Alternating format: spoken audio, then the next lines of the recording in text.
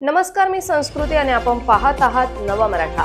राज्य सरकारने अर्थसंकल्पीय अधिवेशनात नागरिकांना मोठा दिलासा दिला आहे। आता शासकीय कामांसाठी नागरिकांना प्रमाणपत्रासाठी मुद्रांक शुल्क भरावे लागणार नाही। महसूल मंत्री चंद्रशेखर बावनकुळे यांनी प्रतिज्ञापत्रासाठी 500 रुपयांचे मुद्रांक शुल्क माफ करण्याचा निर्णय घेतला आहे।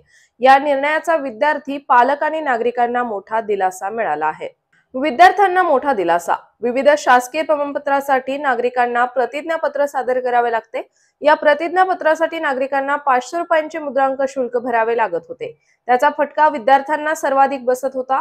उत्पन्नाचा दाखला, जात पडताळणी प्रमाणपत्र, रहिवासी प्रमाणपत्रासह इतर अनेक प्रमाणपत्रासाठी 500 रुपये प्रत्येकी लागत होते। म्हणजे केवळ मुद्रांक शुल्कापोटीच विद्यार्थ्यांना वर्षाला 2000हून अधिकचा खर्च येत होता। पण आता हा खर्च वाचणार आहे। 10वी-12वीच्या निकालानंतर विद्यार्थी आणि पालकांचा या सर्व प्रकारच्या प्रमाणपत्रांसाठी एकूण 3 ते 4 हजारांचा खर्च लागतो। शासकीय कार्यालयात दाखल करायच्या सर्व प्रकारच्या प्रतिज्ञापत्रांसाठी जोडावे लागणारे 500 रुपयांचे मुद्रांक शुल्क, स्टॅम्प ड्युटी माफ करण्यात आले आहे। आता हा खर्च वाचणार आहे।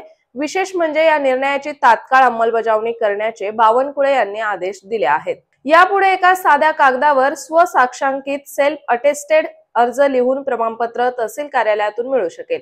त्यामुळे प्रमाणपत्रासाठी नागरिकांना आर्थिक भुर्दंड सहन करावा लागणार नाही। त्यांना मुद्रांक शुल्काशिवाय प्रमाणपत्र देण्यात येईल। महसूल मंत्री चंद्रशेखर बावनकुळे यांचा मोठा निर्णय।